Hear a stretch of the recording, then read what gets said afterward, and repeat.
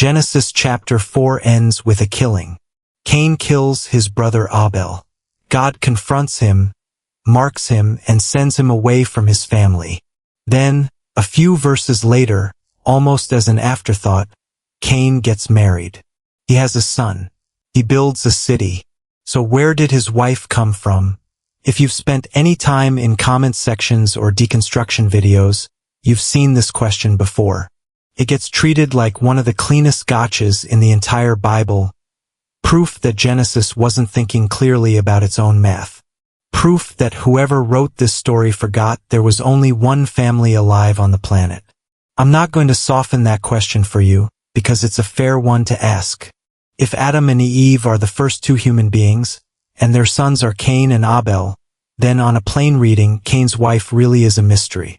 But a mystery and a contradiction are not the same thing. Genesis never answers this question in chapter 4. That part is true. What almost nobody talks about is that Genesis does answer it. One chapter later in a verse most people skip completely. That verse is where we're going. First, let's sit inside the problem. Here's the text as it actually reads. Genesis 4 verse 17. Cain knew his wife, and she conceived and bore Enoch. Then he built a city and called the name of the city after the name of his son, Enoch. That's it. That's the entire verse. No introduction. No backstory. No, and Cain traveled to a neighboring land and found a woman there. She simply appears, already his wife, already pregnant, in the space of a single sentence. If you back up and count who's actually named on the page by this point, the list is short. Adam, Eve, Cain, Abel. That's 4 people. Abel is dead. That leaves 3. And somehow, a few words later, there's a wife, a son, and a city large enough to need a name. This is exactly why the question keeps getting asked, honestly, in bad faith by some and in good faith by others. Genesis 4 reads as if Cain, Abel, and their parents are the only people who exist. The text gives you no on-page introduction of anyone else. No aunt, no cousin, no neighboring tribe wandering by. If you only read chapter 4 and stopped there, you'd have every reason to think something doesn't add up. And this isn't a modern problem invented by internet skeptics. Ancient Jewish commentators wrestled with this exact question thousands of years ago. It isn't new, and it isn't a gotcha dreamed up to embarrass believers. It's a real gap sitting right there on the page in the most literal sense. Chapter 4 never tells you who Cain married. So let's not pretend the discomfort isn't real. It is.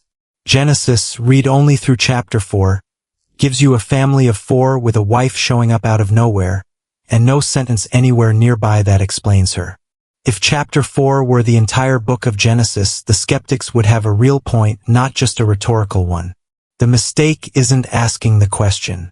The mistake is stopping at chapter 4, closing the book, and assuming the silence there is the whole answer, when the very next chapter is still sitting unread. Genesis chapter 5 is the part almost nobody reads closely, because on the surface it looks like the most boring chapter in the entire Bible. It's a genealogy. A list of names, ages, and the phrase, "and he died," repeated over and over. It's the kind of chapter people scroll past to get back to the story. But buried inside that genealogy is the verse that actually resolves the question from chapter 4. Genesis 5 verse 4 says this about Adam. The days of Adam after he fathered Seth were 800 years, and he had other sons and daughters. Read that again. Other sons and daughters. Not another son. Not one more child. In the original Hebrew, both nouns are plural, sons plural and daughters plural. This single verse tells you that Adam and Eve did not stop at Cain, Abel, and Seth. They had many more children. An entire generation of them, born and raised over the 800 years the text says Adam lived after Seth. This changes everything about how you have to picture chapter 4.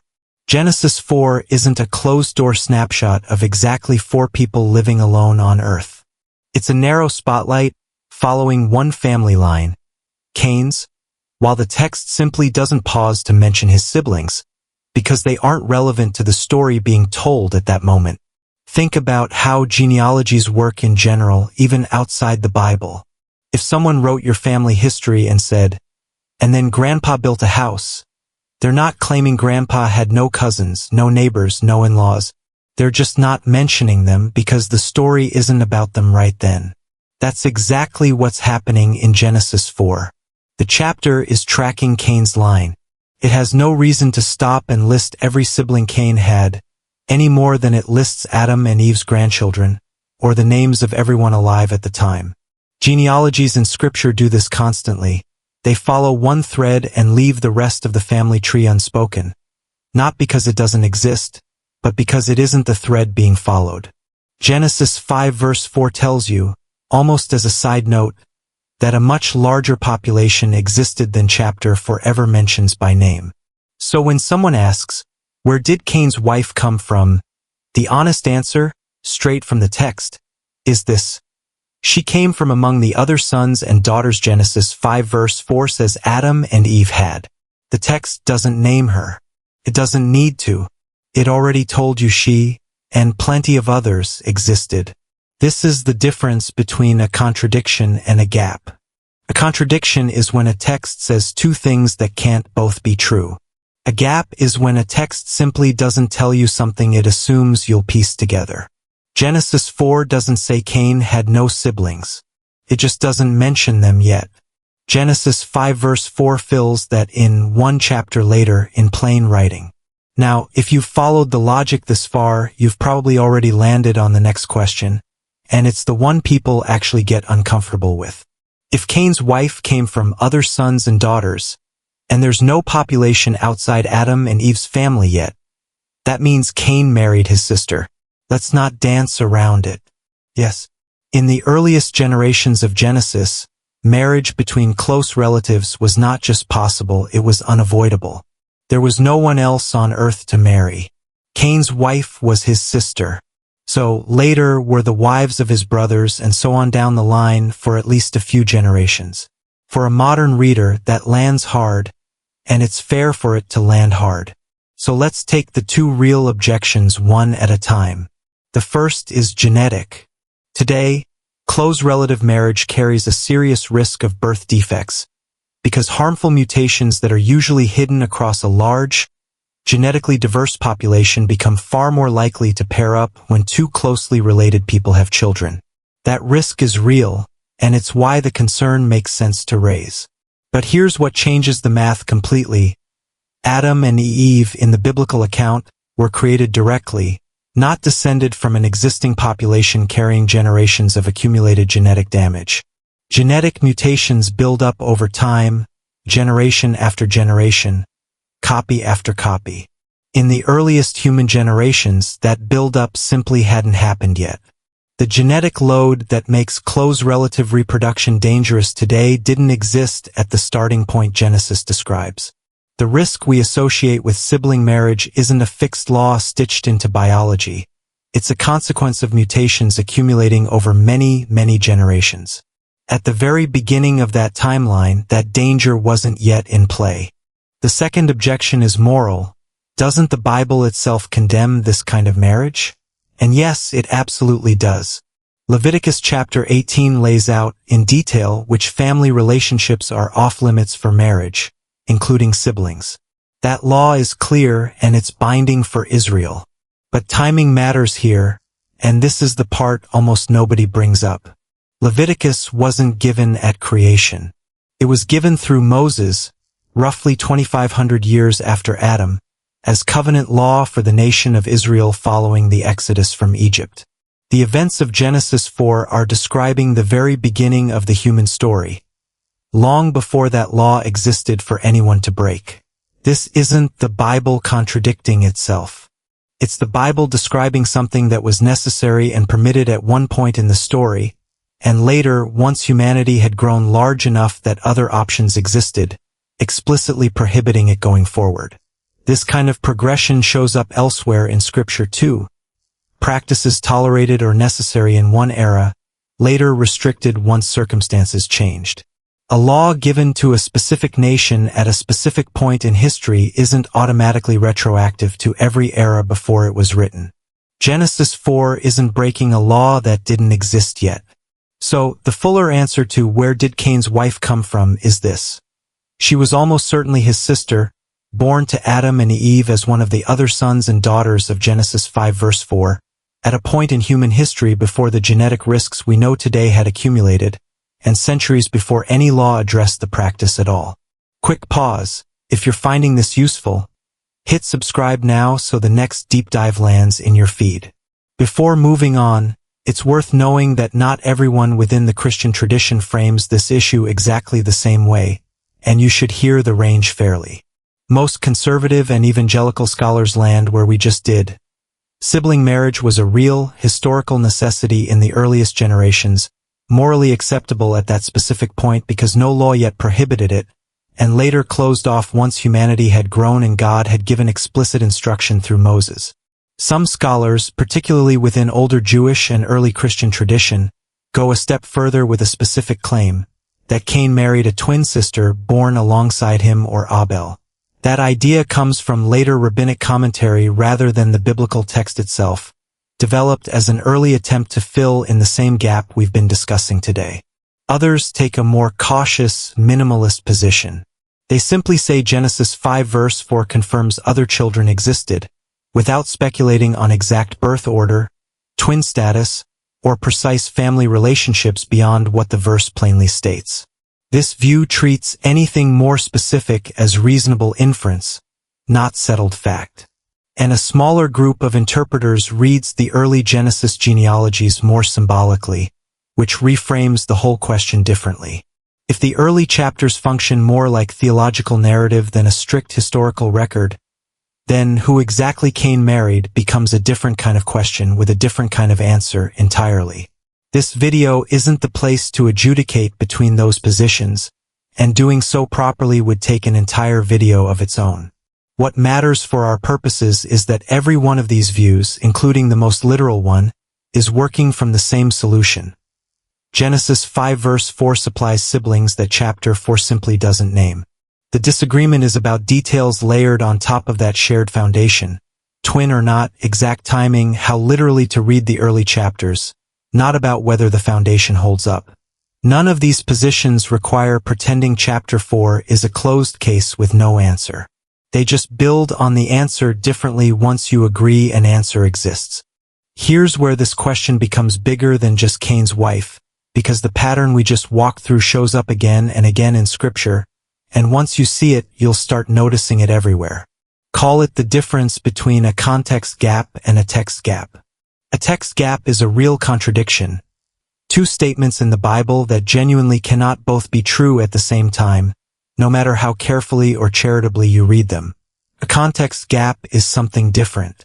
It's a place where the text assumes information it doesn't stop to explain, usually because the original audience already understood it, or because a later passage fills it in, or because the text simply isn't focused on that detail at that particular moment in the story. Cain's wife is the textbook context gap. Genesis 4 doesn't explain who she is because the chapter isn't about her. It's tracking one family line, moving fast. Genesis 5 fills the context in a few verses later. No contradiction, just a narrow lens, followed by a wider one. You can watch the exact same pattern play out in Genesis chapter 6, in one of the strangest passages in the entire Old Testament. The sons of God and daughters of man in Genesis 6 verses 1 to 4. That passage says the sons of God saw that the daughters of man were beautiful, took wives from among them, and had children called the Nephilim, described as mighty men, men of renown. And then, almost as abruptly as it starts, the passage moves on. No explanation of who the sons of God actually are. No follow-up on what became of the Nephilim. No closing of the thread. People have debated for centuries whether sons of God refers to fallen angels, to the righteous line of Seth intermarrying with Cain's line, or to powerful human rulers of the ancient world. Skeptics sometimes point to this passage the exact same way they point to Cain's wife, as proof the text is confused or unfinished or careless about its own story. But notice what's actually happening.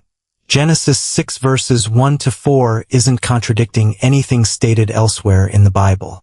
It's assuming background information the original audience likely already understood, using language and categories familiar to an ancient Near Eastern reader, categories that simply don't translate cleanly to us, thousands of years and an entirely different culture later. The text isn't broken. Our access to the full context is incomplete, and that's a very different problem than a mistake on the page. That's the pattern, and once you name it, you'll spot it constantly. Cain's wife looks like a contradiction only if you stop reading at chapter 4. The Sons of God passage looks like a contradiction only if you expect Genesis to fully explain every ancient reference in modern terms, on the spot with no outside context required.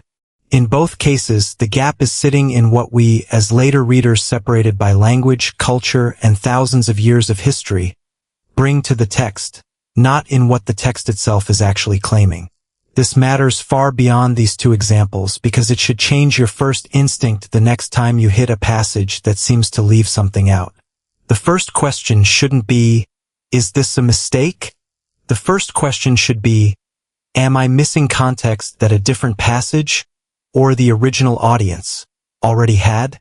Sometimes, to be honest, the answer really is a genuine difficulty worth sitting with, worth researching, worth not rushing past.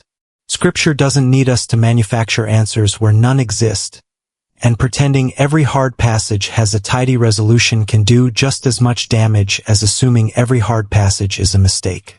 But far more often than most people assume, especially the loudest voices online, the answer is sitting a few chapters away, waiting for someone patient enough to keep reading instead of stopping at the first uncomfortable verse and calling it settled.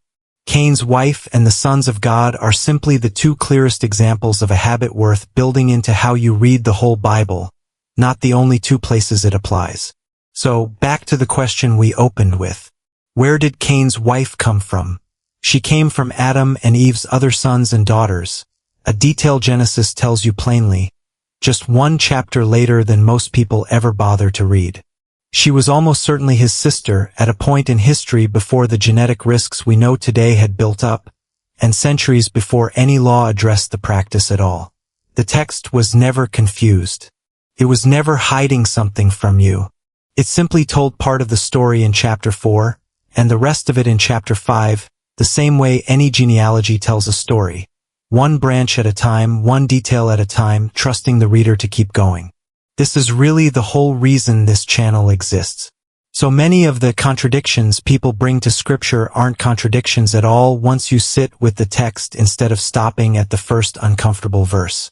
They're gaps that close themselves a few verses or a few chapters later, if you're patient enough to keep reading instead of reacting. The Bible is deep. It doesn't have to be complicated. But it does ask something of you in return. That you read the whole page before deciding what the page says. That you let chapter 5 answer the question chapter 4 raised, instead of treating silence as the final word. That's a small habit, but it's the one that separates a passage that looks broken from a passage that was simply waiting for you to keep turning pages. And it's a habit that pays off far beyond this one story, in almost every difficult passage you'll ever run into. Cain's wife was never a contradiction. She was a woman the text names without naming, born into a family Genesis tells you was far bigger than 4 people. One chapter before you'd ever think to ask about her, and centuries before anyone thought to weaponize the question against the very book that already answered it. If this kind of close reading is what you're after, going past the surface question to what the text actually says, verse by verse, chapter by chapter, that's exactly what this channel does twice a week. Subscribe if you want more of this. It genuinely helps a channel this size get in front of more people who are asking the same honest questions you probably had before clicking on this video.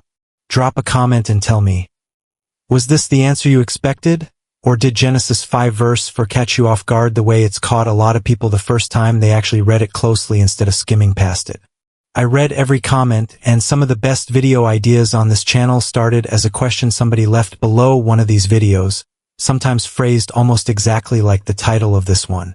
If you want the follow-up on the Nephilim and Genesis 6, because we genuinely only scratched the surface of that one today, say so in the comments, and I'll put it on the list for a future deep dive. While you're down there, take a second to like this video too. It's a small thing, but on a channel this size, it's one of the clearest signals to the algorithm that this kind of study is worth showing to somebody else who's asked the same question you had before you clicked play. And if you're new here, welcome. This channel exists to take the hard questions seriously instead of rushing past them, to sit with the discomfort instead of explaining it away, and to trust that scripture usually has more to say than the first verse lets on. Every video here follows the same rule: full text, full context, no shortcuts taken just to land on a comfortable answer faster. Deep study, one passage at a time. See you in the next one.